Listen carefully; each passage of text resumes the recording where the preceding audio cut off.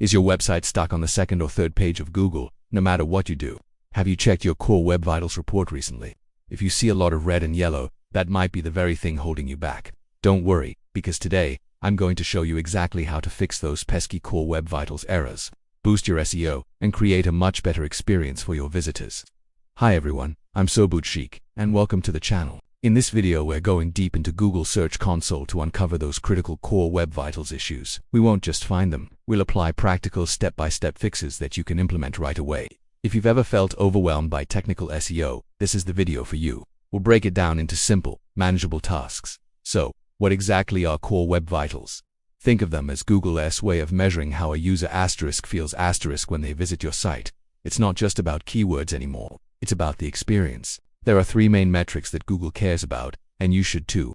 They are loading speed, responsiveness, and visual stability. Getting these right is absolutely crucial for keeping your visitors engaged and, more importantly, for signaling to Google that your site deserves a top spot in the search rankings. Let's start with the first metric, largest contentful paint, or LCP. In simple terms, LCP measures how quickly the most significant piece of content on your page loads. This could be a big hero image, a block of text, or a video. Imagine clicking on a search result and staring at a blank white screen for several seconds. Frustrating, right? You'd probably hit the back button. That's exactly what a poor LCP score signals.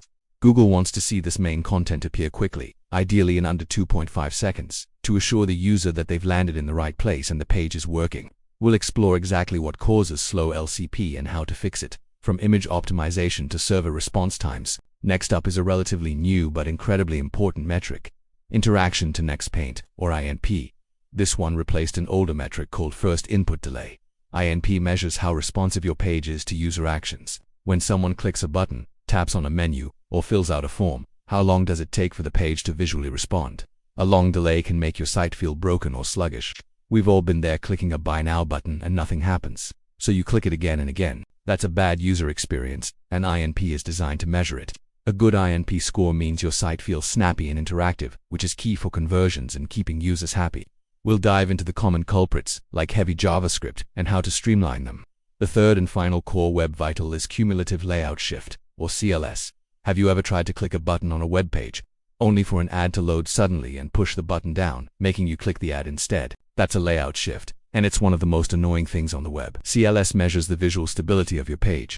It calculates how much your content unexpectedly moves around as the page is loading. A high CLS score means your page is unstable and unpredictable, leading to a terrible user experience. Google penalizes this heavily. The goal is to have a CLS score as close to 0 as possible, ensuring that once an element appears on the screen, it stays put. We'll look at how to prevent this by specifying dimensions for images and ads. So, to recap, LCP for loading speed, INP for responsiveness, and CLS for visual stability.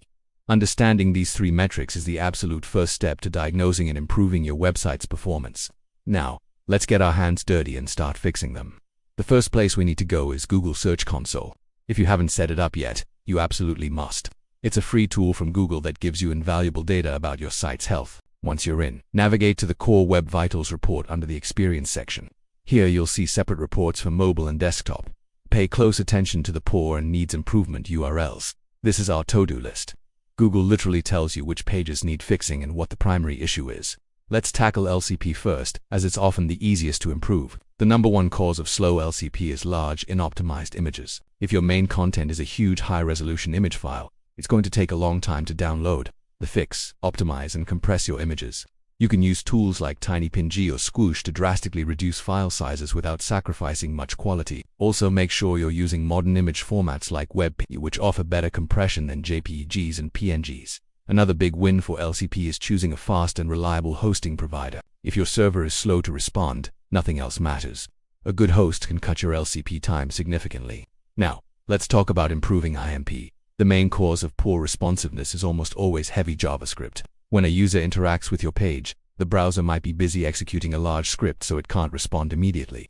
The solution is to minify your CSS and JavaScript files. Minification removes all the unnecessary characters, like spaces and comments, from your code, making the files smaller and faster to process. You should also review your plugins and third-party scripts. Is that social media widget or analytics script really necessary? Each one adds to the workload. Deferring or delaying the loading of non-critical JavaScript can also free up the browser to respond to user inputs much faster. Finally, let's fix that annoying cumulative layout shift.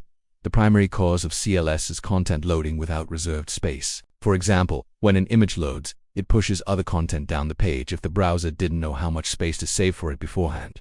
The fix is simple. Always specify width and height attributes for your images and video elements. In your HTML, this tells the browser to reserve a correctly sized box for the content before it even loads, preventing any layout shift. The same goes for ads, embeds, and iframes. If you're dynamically injecting content, make sure you have a placeholder container with a fixed size. These simple changes can get your CLS score to near zero. Once you've applied these fixes, how do you know if they're working? You need to test, and test again. Use tools like Google PageSpeed Insights or the Lighthouse tool built right into your Chrome browser. Just enter your URL, and it will give you a detailed performance report, including your core Web Vitals scores.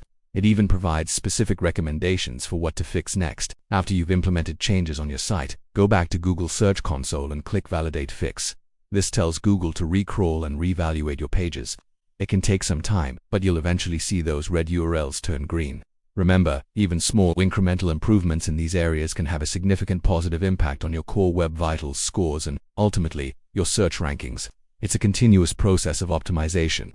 And there you have it, a practical guide to understanding and fixing your core Web Vitals. It might seem technical, but by focusing on optimizing images, choosing good hosting, minimizing code, and reserving space for content, you can make a massive difference. Your users will thank you with lower bounce rates, and Google will reward you with better visibility. If you found this video helpful and you're ready to start improving your website, please hit that like button. It really helps the channel. And for more practical SEO and website performance tips, make sure you subscribe and turn on notifications so you don't miss the next video. Do you have any questions about core Web Vitals, or is there a specific issue you're struggling with? Let me know in the comments below. I read and reply to as many as I can. Thanks for watching. Now go check your core Web Vitals in Google Search Console and start making those improvements today.